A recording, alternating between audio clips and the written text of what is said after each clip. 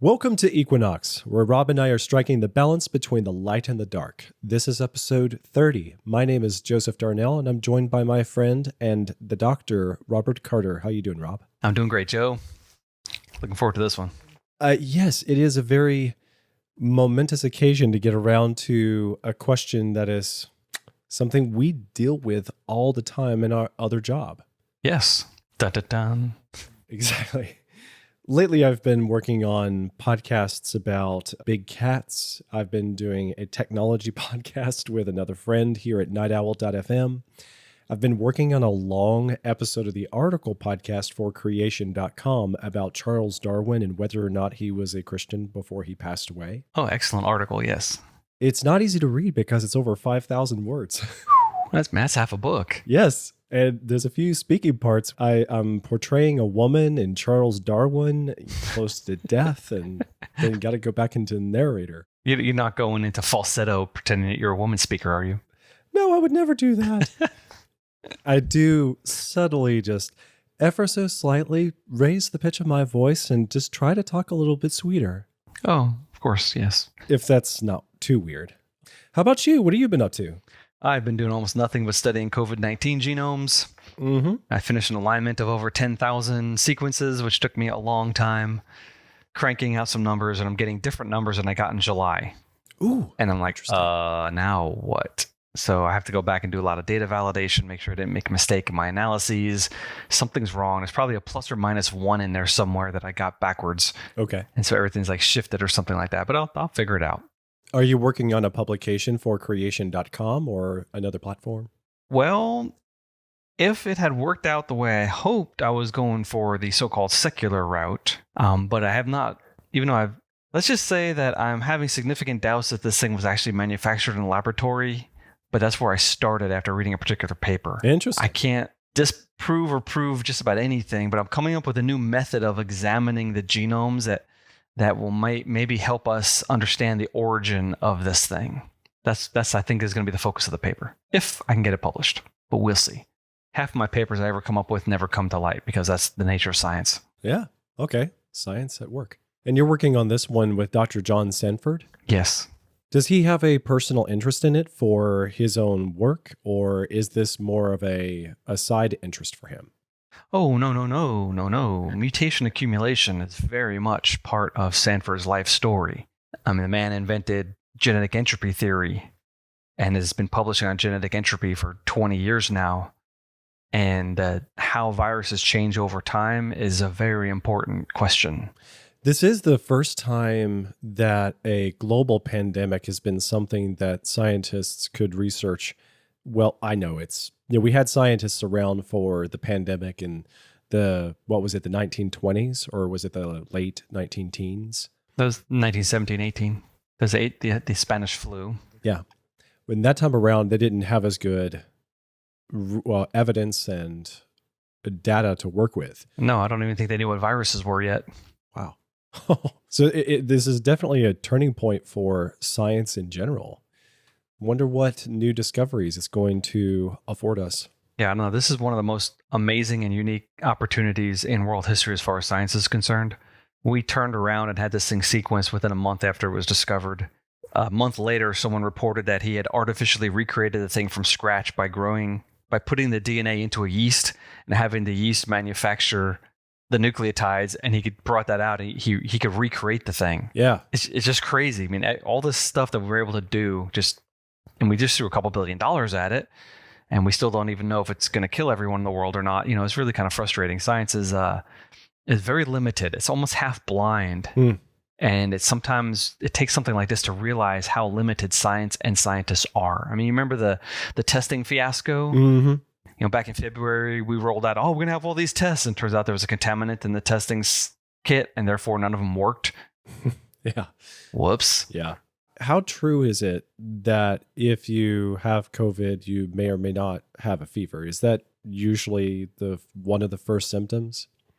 Most people who get it aren't showing symptoms, but we know they're getting it because they're showing an antibody response. Antibody response. So their body is attacking it. Yeah. It's not like they are immune.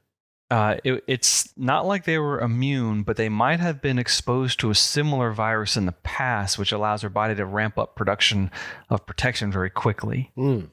It's there's just so many unknowns, and we're all standing here staring at this thing saying, none of this makes sense. And I'm still saying it. As a scientist, I've been studying this for months and intensely for 2 weeks now, and I can still say, I don't get it. I know I'm asking questions off the cuff, but they are honestly questions I've had on the back of my mind that I don't know if I ever got the answers for in the last year.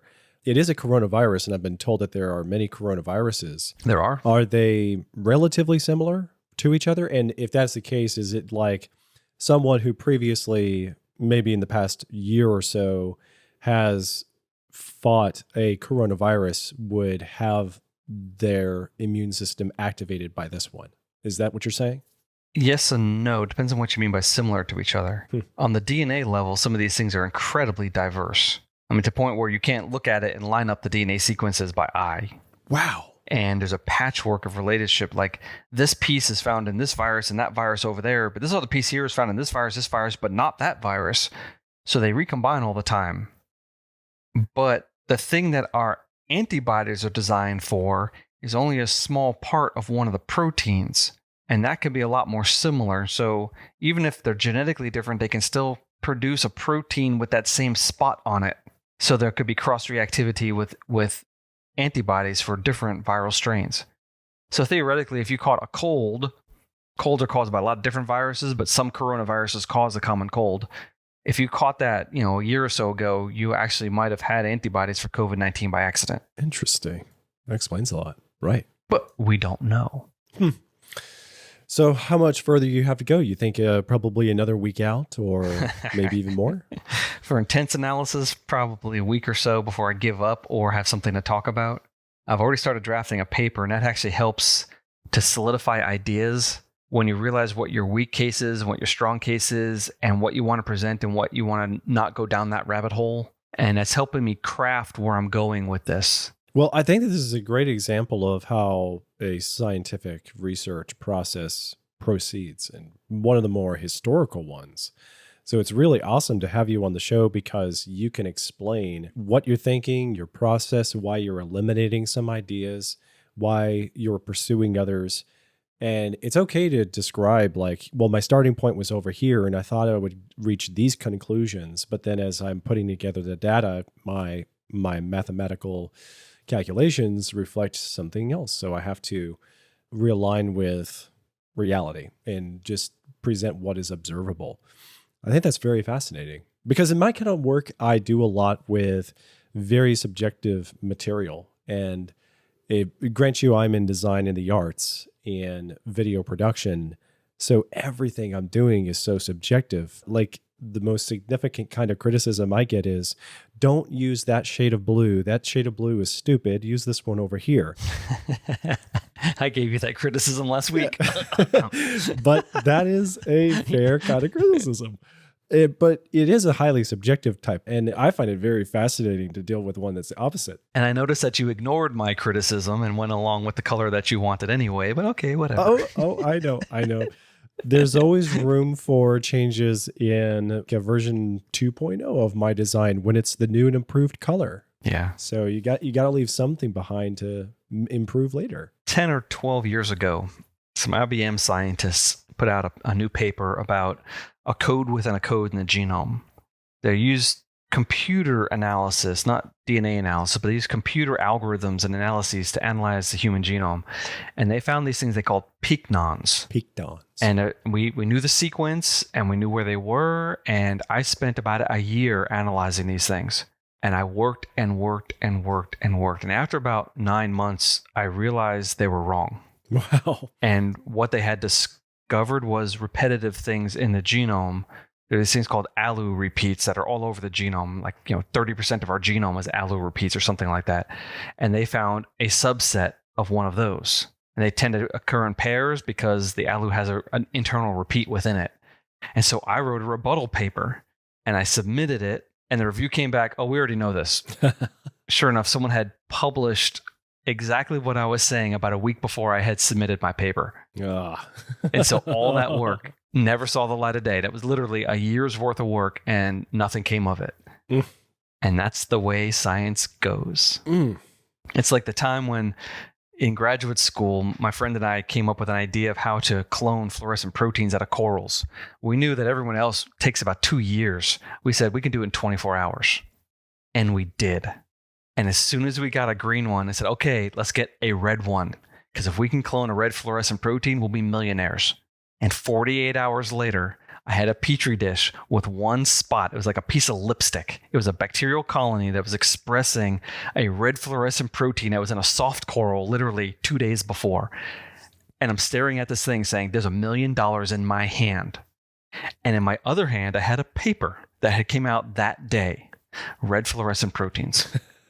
Some guy in Moscow had gone down to his aquarium store 2 years prior and bought the same little soft coral that I bought at my aquarium store in Miami. And it probably came from the same Indonesian village.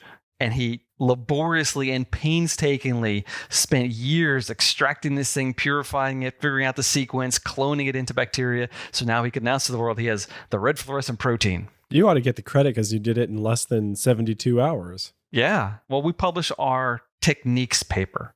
Here's how to do it, everybody. And it was brilliant. In fact, I got a patent on the green that we had sequenced, but the red had exactly the same amino acid sequence as his. It was exactly the same protein.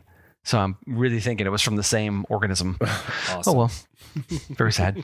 Well, speaking of scientific subjects, this is going to be a good one. This is going to be really juicy for you to dive into. This is going to be hard for me to not get lost in the woods. So you're going to have to guide the conversation carefully. How's that? Sounds good.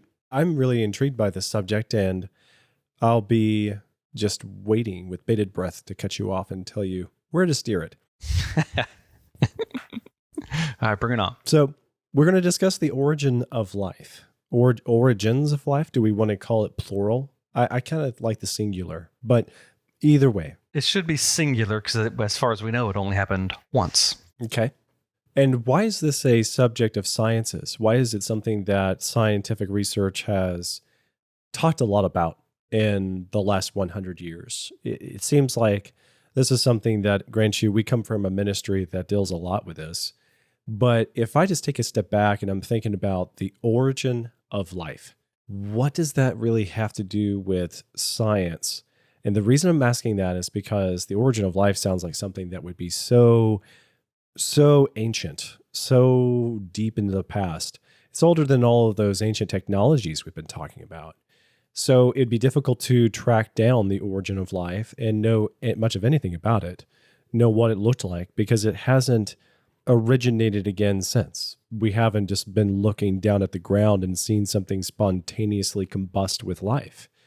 So a scientific method, kind of like you were describing, Rob, you're poring over data, you're using ingredients today, you're experimenting and you're crafting something with new connections, new combinations, and you're able to test these processes and provide the guidelines on how to recreate the same results for a paper.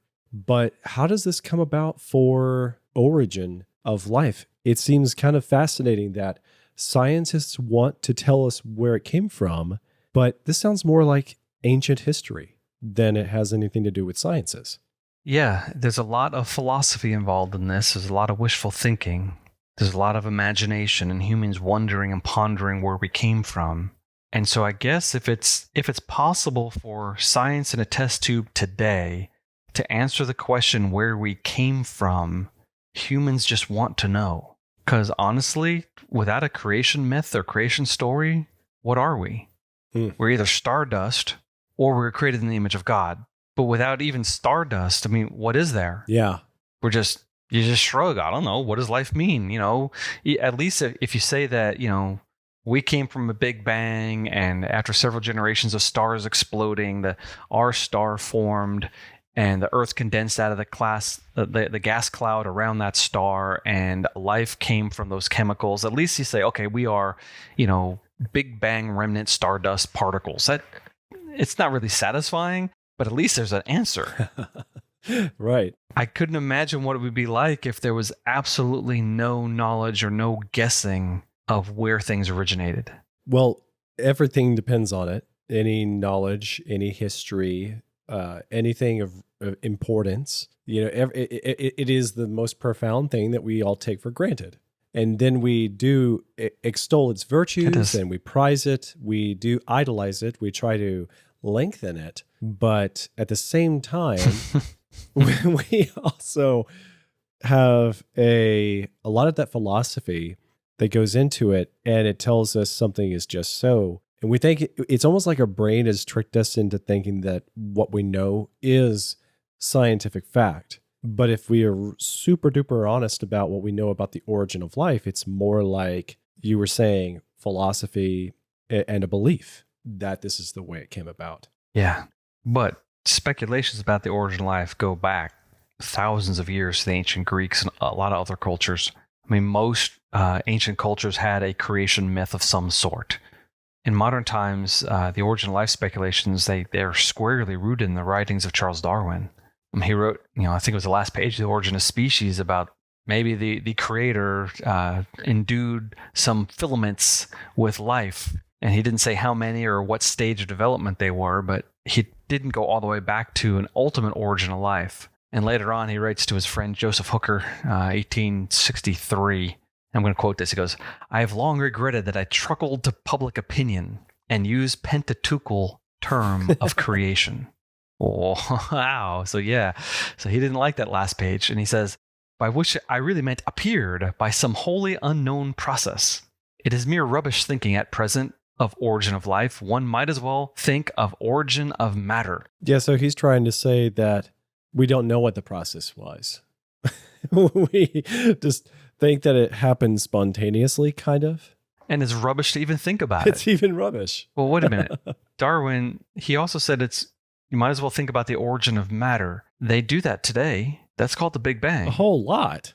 Yeah, and so Darwin was really in an interesting position where he wasn't willing to absolutely jettison some very strange version of a Christian worldview creation story. And yet he's lamenting the fact that he didn't do it in The Origin of Species in a private letter. And 8 years later, he writes to Joseph Hooker again. And this is where we get his famous warm little pond phrase. He said, "But if, and oh, what a big if, we could conceive in some warm little pond with all sorts of ammonia and phosphoric salts, light, heat, electricity present, that a protein compound was chemically formed, ready to undergo still more complex changes. At the present, such matter would be instantly devoured or absorbed, which would not have been the case before living creatures were formed." So here he is speculating about the origin of life from prebiotic, non-living chemicals. The whole warm little pond idea, that's straight out of Darwin. Now, granted, Darwin pretty much plagiarized everything he ever wrote, and just about everything he wrote has precedence in other people's writings. And I wouldn't at all be surprised if this wasn't being discussed at some scientific meeting amongst a bunch of guys sitting around smoking their pipes in a drawing room. And here he just puts pen to paper and writes it down, because we see that a lot in his writings. Wow. But the whole origin of life idea goes right back to the father of evolutionary theory. What did people think before his time? I've heard that some of his forefathers, like his grandfather, had some ideas about an evolutionary-like process that wasn't nearly as advanced as Charles. But you're saying that the Greeks had ideas. In general, yeah. Was there one popular idea outside of Christianity and the Old Testament and Book of Genesis? No, they're all over the place. Usually in ancient cultures, the gods are involved in something. But usually there was a war between the gods, and this other god created living things, and they caused a racket, and this other god didn't like it, so he started warring against the living things and things like that. Or maybe it's the sweat of Odin's armpits is what created humans, or whatever. But Darwin's grandfather was a full-bore evolutionist, Erasmus Darwin. He wrote a paper on an entire book on evolution. But since it wasn't politically correct in the day, he wrote it as poetry. And yet it was there. And Darwin said that he had memorized entire passage of his grandfather's book. So we know Darwin was steeped in evolutionary theory.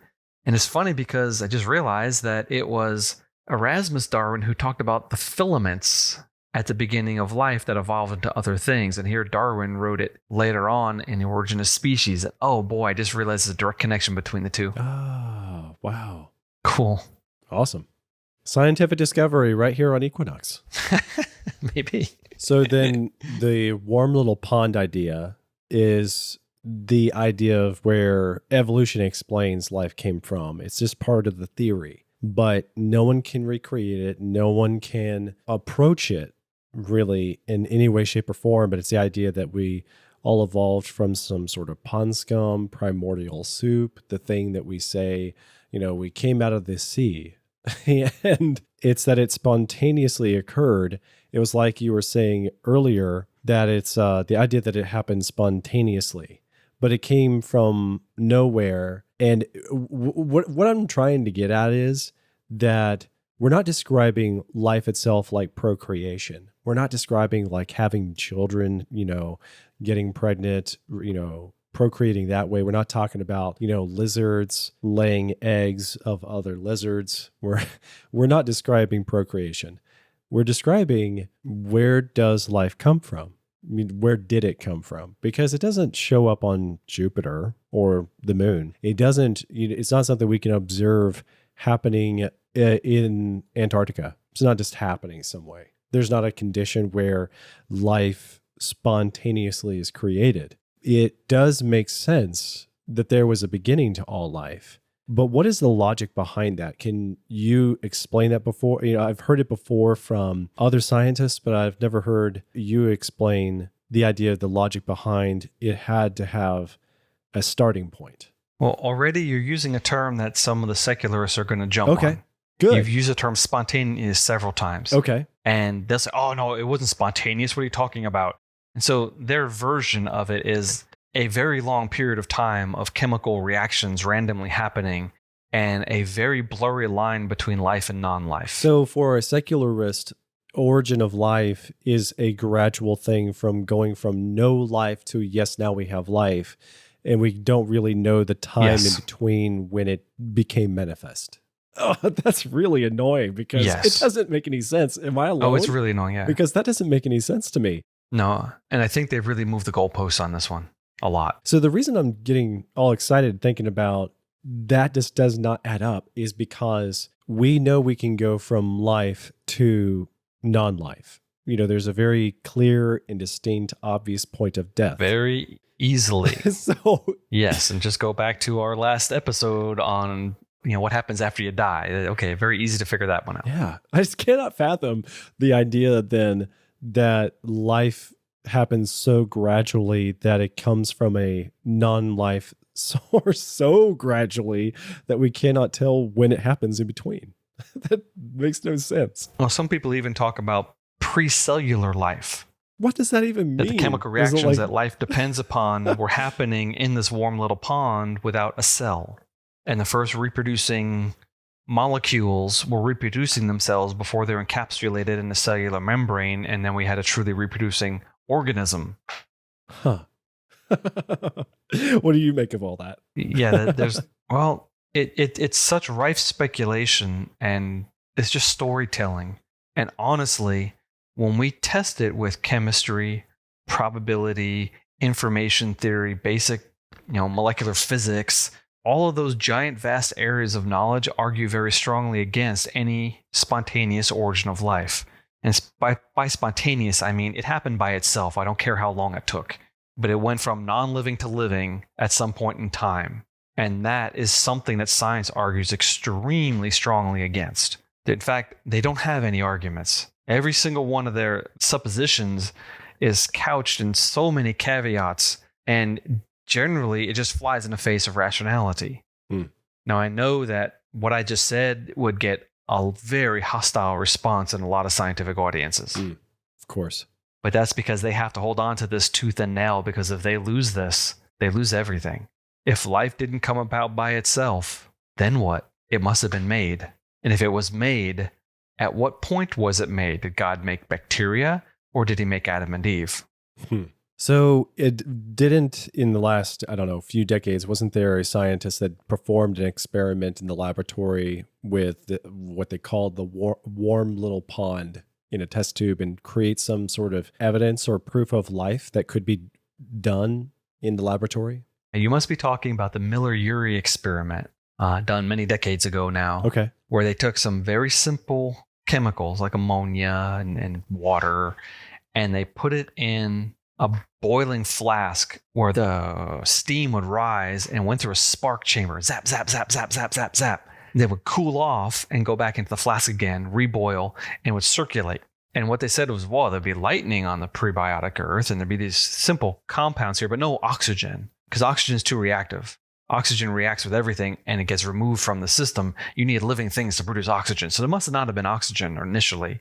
And after a while, they produced some chemicals that are found in living things. And they said, see that? The origin of life is possible. The natural world can produce all the building blocks that life requires. Now we just need time. And the Miller-Urey experiment is something that a lot of people have hung their hat on. A lot of people have lost their Christian faith over. A lot of people think, okay, that's it. That's the answer. It's all wrapped up. We're done. The origin of life really did happen. But wow, this is not true. What they showed was that random chemical reactions can produce random chemicals. Simple chemicals can produce other simple chemicals. Yeah. Most of what they produced, we would call tar. Those molecules randomly combined into a gooey black mess. And yeah, if you extract compounds in there, you do find a couple of amino acids. Some of the simple amino acids are there. Sure enough, yep, it's true. But they're overwhelmed by a million other random chemicals. Life isn't random. Life isn't based on random chemicals. Life has very specific chemicals that it uses. When you say life uses specific chemicals, you mean that it's not like there can be, well, if this were a fantasy, we could have rocks that have life. We could have other kinds of matter like trees that could be sentient, as though they had brains in the fibers of their trunk. So you're saying it takes certain kinds of chemical ingredients to make life as we know it. Not just certain kinds, very specific certain kinds. There are tens of thousands, at least, possible amino acids. Wow. We use 20 of them.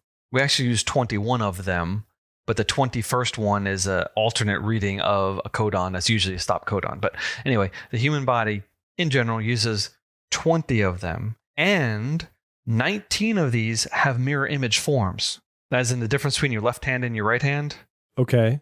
If you ripped off your thumb and stuck it on the other side of your left hand and ripped off your pinky and stuck it on the other side of your left hand, you'd have something that looks very much like your right hand. And hurt. But they're mirror images. You cannot, if you put them both face down or palm down. Almost look the same. Or if you put them both knuckles down, there's nothing you can do if you put your knuckles together, one's up and one's down. They're mirror images of each other. This happens in organic chemistry all the time. Because carbon has 4 bonds. If you stick 4 different things on a carbon, you can do it in 2 different ways. And those 2 ways are mirror images of one another. This is a very well-known thing. In fact, if you take a purified form of, asparagine or, alanine, one of the amino acids, take a purified form of that and you put it in a test tube in water and shine polarized light through it. The light will rotate a little bit, a couple of degrees. Okay.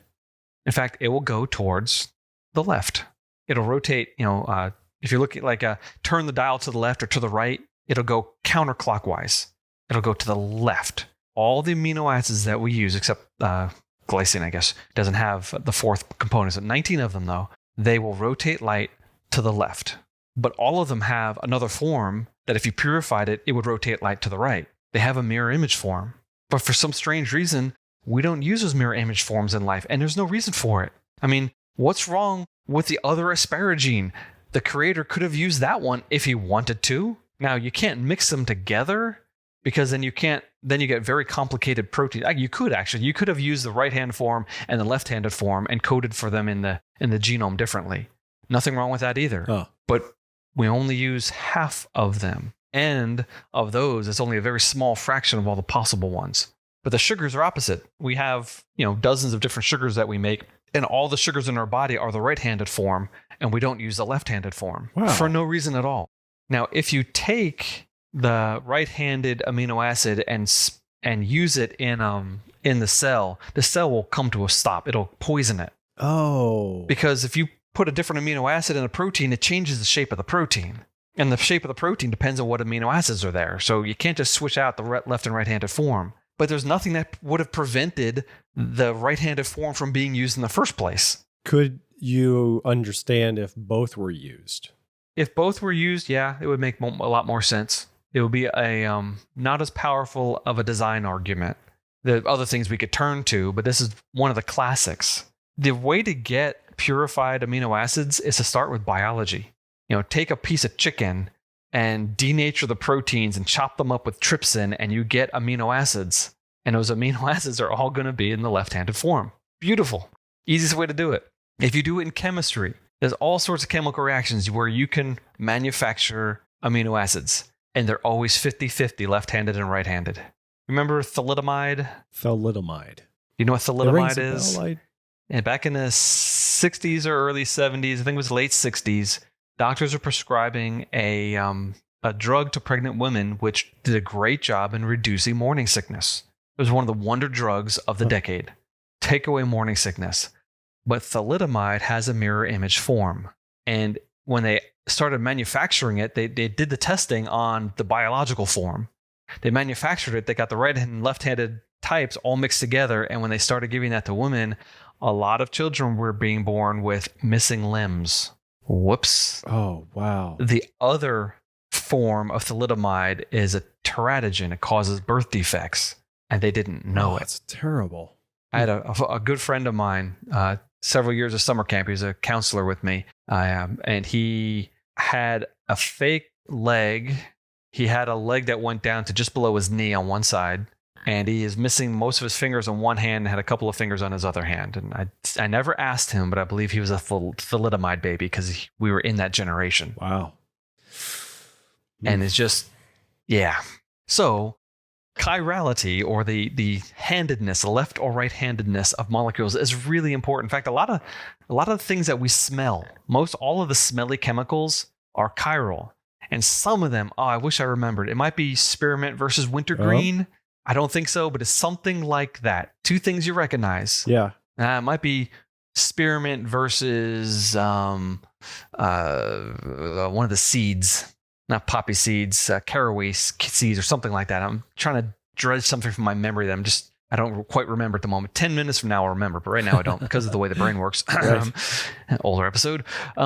But two of those smells that we smell all the time are the same exact chemical, and they smell totally different. Well, one is a right-handed form and one is a left-handed form. Awesome. Huh. Of the same chemical. So if life uses only 1/2 of all the available chemicals and there's no reason for it, the chirality problem is a massive probability problem for the origin of life scenario. It just so happens that we chose all the left-handed out of 20 amino acids. That is so unusual. Yeah. This 2 to the 20th power probability, 1 over 2 to the 20th. That's the beginning of our probability problems. Another problem is purity. Life is molecularly specific. Life works on single atoms at a time, and you need that atom. Chemistry doesn't. If you take stuff happening in a test tube, it's mass action. It's not specific to a single molecule, one at a time. Life will take a molecule, do something to it, take another molecule, do something to it, take another molecule, do something to it. And it requires very specific molecules. Even at the basic building blocks of life, the simplest organisms use simple compounds, but there are millions of other compounds that will poison it. Like if you need butane, which is a 4-carbon molecule. If you got pentane or propane, which is a 5-carbon or 3-carbon molecule, they're useless. You need butane only, and butane comes in different shapes. You need that form of butane. It's not like you can just randomly grab anything out of the environment, especially if you're talking about incipient life. Before you have a really robust metabolism, you're only going to be able to operate on a couple of chemicals, and you better have a lot of those chemicals, and they better be in pure form, or you're toast. And yet we don't see the production of massive amounts of pure chemicals anywhere in the natural world outside of biology. Huh. And another massive problem they have is polymerization. All living things depend upon really long molecules. You have 6 feet of DNA inside every one of your cells. You have massive chains of sugars. We call them polysaccharides or carbohydrates. You have all these things called proteins. Those are long chains of amino acids. Some of them up to, several thousand amino acids in a row, all chained together. But all three of those things are destroyed by water. When you join two sugars together, there's an OH on one sugar and an H on the other. You join them together, the OH and H pop off. It makes a water. Same thing happens when you make proteins. It produces water. Same thing happens when you manufacture DNA. When you link the nucleotides together, it produces a water. The thing is, the reaction of water adding itself back to those things is a lot faster than the things come together. So if you take a bunch of sugars or a bunch of nucleotides or a bunch of amino acids and put them in a beaker and let it sit on the shelf, you come back anytime you want and you start purifying it, you will find occasionally 2 amino acids that have linked together. You'll extremely rarely find 3, but an entire gallon of high concentration amino acids, you probably won't find any 4 amino acids that have linked themselves together in a chain. And I don't care how long you want to wait. Yeah. Because once that bond is formed, waters will destroy it. The waters destroy the bonds faster than they're formed. So yeah, they can randomly form, but they're destroyed very quickly. So what you're getting at is that the elements don't want this to accidentally happen. It's kind of very unlikely for it to hold itself together. Life is based on an improbable set of molecules that require an improbable set of things to happen before life can even be. Wow. Okay, check this out. Ready? Yeah. Temperature is an average molecular motion. So if you look at water, it might be 70 degrees, right? Not every single water molecule there is 70 degrees. Some are going faster and some are going slower. Just like take a cue ball and whack a racked set of billiard balls. Some of them go fly away quickly, right? And some of them don't go very fast at all. Yeah. But all they did is absorb the power from the cue ball. The average of all the balls flying around all averages out to how many is this? 15 balls in a rack? 1/15 of the power of the cue ball. But some are going faster and some are going slower. The average is the same, but on an individual ball level, the speed is not. Same thing happens in water. There are water molecules in any container of water that are traveling faster than the speed of sound in water. To a biomolecule, it's like getting hit with a bullet. Those water molecules destroy any biological molecule they come in contact with. So if you want biological molecules in water without a cell, good luck, buddy. It's not going to happen. So if you want to form life, you have to form these biological molecules and enclose them within a membrane faster than the speed of sound in water. Oh, that's like, or a bullet will zip through there and destroy everything you're trying to do. It'd be like trying to, build a card house during a hurricane. Water is toxic to life. Water is the worst thing. Any organic chemist will tell you that if you want to polymerize something, you have to remove the water first. Well, wait a second. What's this warm little pond thing then? How do we deal with water in the origin of life? And so, lots of exotic things. Oh, no, it formed in between sheets of mica and all these other ideas because people are really struggling with this whole water concept. And yet water's everywhere on Earth, etc. So I have massive problems with the Miller-Urey experiment.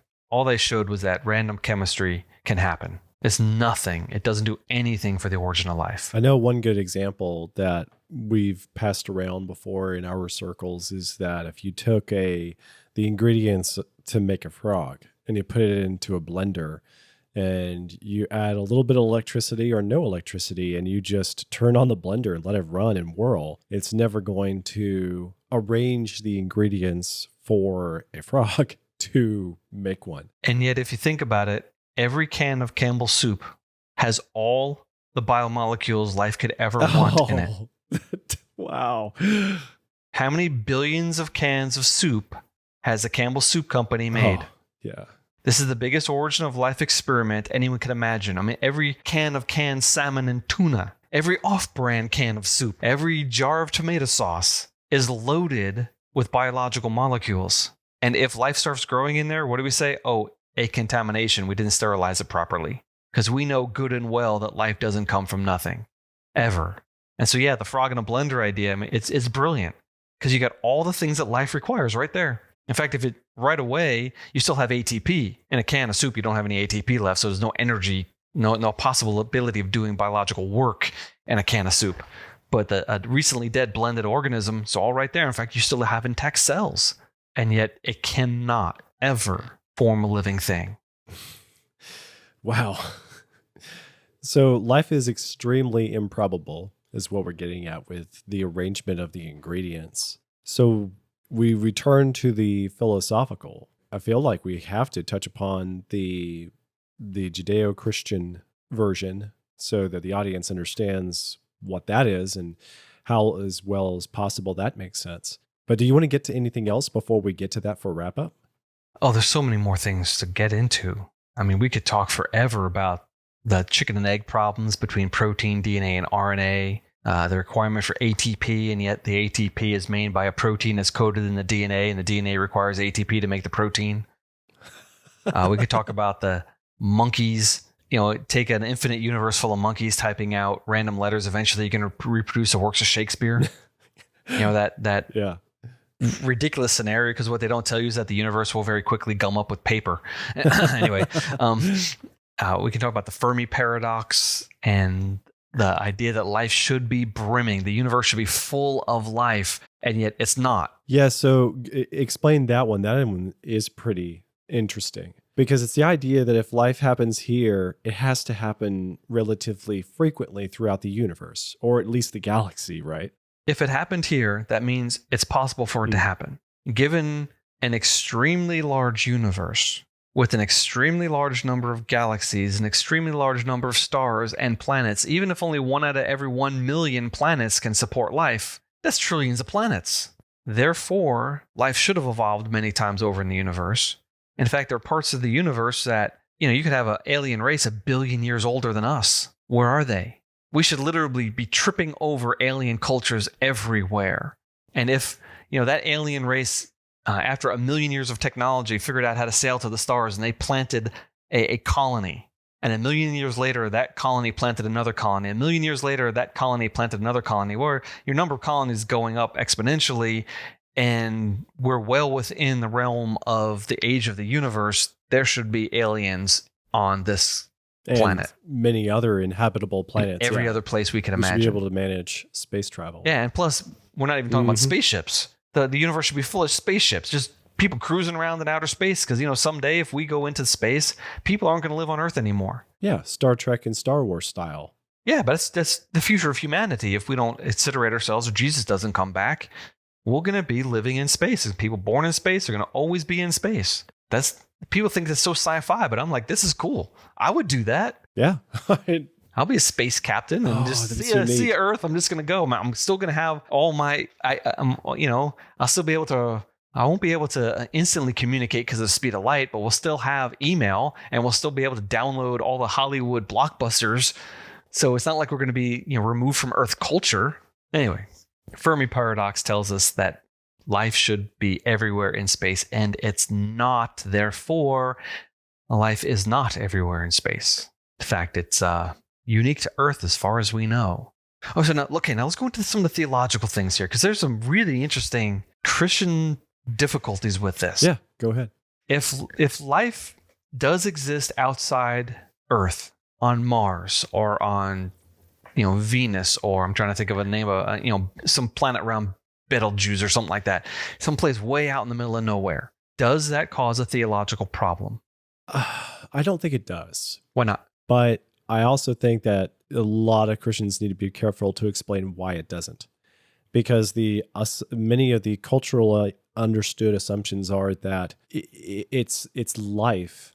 Therefore, it's like we're talking about alien life. And if you've got alien life, you probably have sentient alien life. And if you've got sentient alien life, then it's a problem for theology, because in the Hebrew and the Judaism and in the Christianity and also other religions tied to it, like Islam, you do have this idea that there are sins and they're paid with a price that is available for redemption is available to the human race here, because God's Son died for our sins and he'll pay our penalty.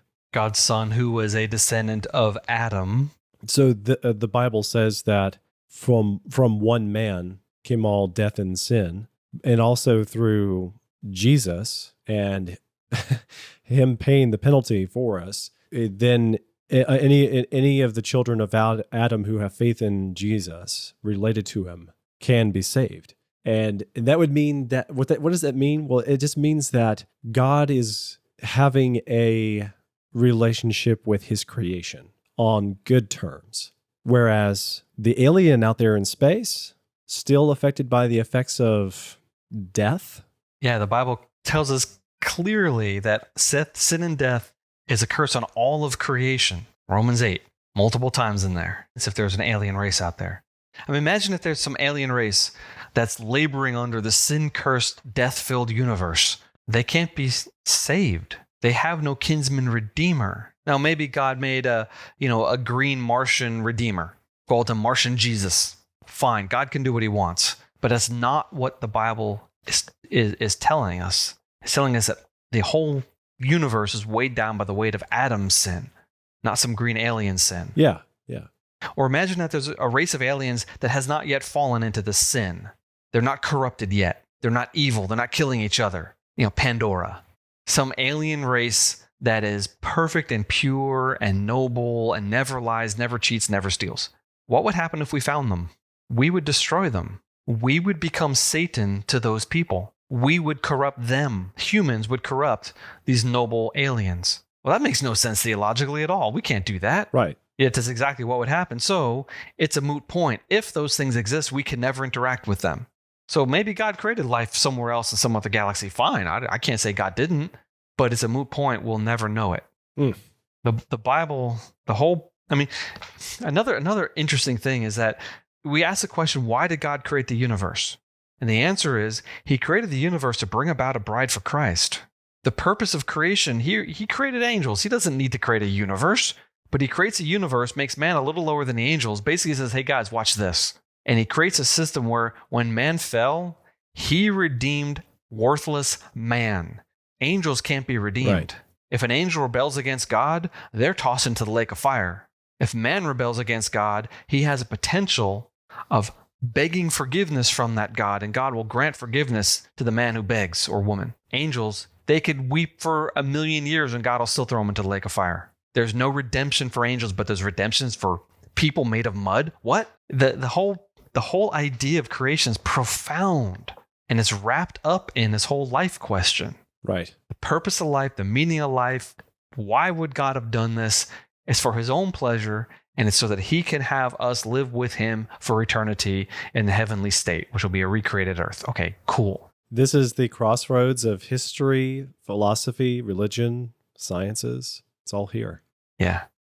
But if grass exists on some other planet, or bacteria, or some blue cow with 15 horns, I don't care. It's sentient life that's the problem. It's morally accountable life that's the problem. If there's no morally accountable life out in the stars, theologically, I have no problem with life being out there. But if life is out there, forget the whole evolution thing. It's created life. Like if they discover life on Mars, God made it. Or even more likely, it came from Earth. Oh, yeah. Some meteor strike broke off a big piece of the continent, flew it up into space, and eventually made its way to Mars and didn't burn up totally in the atmosphere. And one or two little microscopic spores survived, and now there's life on Mars or Venus. I have no problem with that. But if we find life to those places, it is probably from Earth. But just, the fact that we found all these planets around all these stars over the last decade or so, and how people had a hard time imagining that there was other planets around other stars. I didn't. I said, oh, this is really cool. Of course there are. Why would God just produce stars? Why wouldn't he produce rocks flying around those stars and all sorts of different types of them? Because our God is a creative genius. But then the question of, is there life on those planets comes up? And that's something I hope one day we'll be able to answer. If Jesus delays, we will be flying probes to other stars. It will happen. We'll figure out the physics. It might take 100 years for it to get there, 100 years or less for the radio transmission to come back, but we're going to do it. Yeah. Incredible. Rob, that was an excellent episode. Are you ready to go in for a landing? Well, okay. I don't know. I have so many more things to say. I'm looking at my notes. You're crossing things out on the Google Docs sheet here. It's like, well, we haven't talked about that yet. Come on, let's go more. But no, Yeah.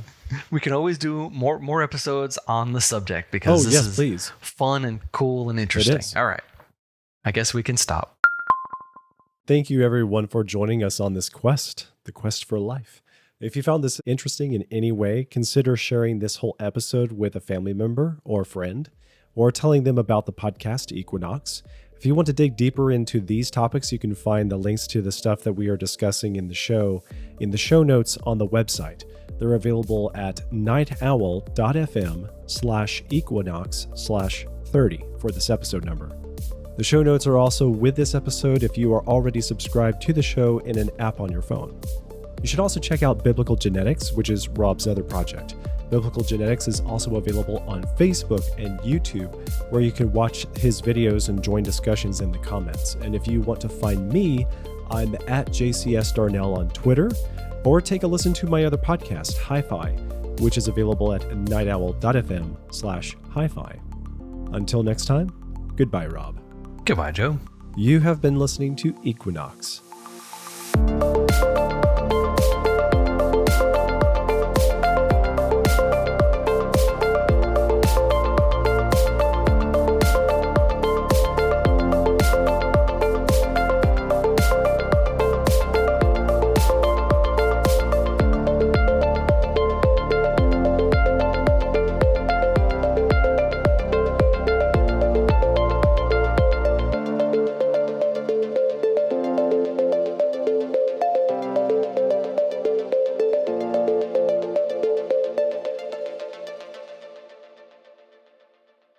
I do listen to quite a few podcasts, and quite a few of them, when they reach their maximum, they just have to stop. And I know they'll be back next week. I think we could definitely turn this into more discussion. So if you can find an angle for us to further the discussion. Oh yeah, in fact, the most profound thing I wanted to say, we didn't even say, so we'll have to get back to it someday. Which was the taking it for granted? No, it's if you had all the things that life requires inside an early cell. You had all the biology, all the DNA, all the proteins, all the sugars, you had ATP, you had everything life requires. Yeah. You would have gotten 0% of the way to having life. All that is completely irrelevant because you will have no information content in the cell. You don't need DNA. You need a code written into the DNA. You don't need sugars. You need a sugar code. You don't need random proteins. You need very specific proteins that do very specific things. And all these things have to be tightly integrated into one another, or life doesn't exist. So in one sense, the miller-urey experiment, all the things that they want to do, so what? It gets you literally nowhere. Because without a code, you have no life. Wow. By the way, I'm still recording. That can be spliced into somewhere back there. Oh, yeah. Maybe after the end theme. Maybe I can stop recording now? Yeah. We good? Good job, man.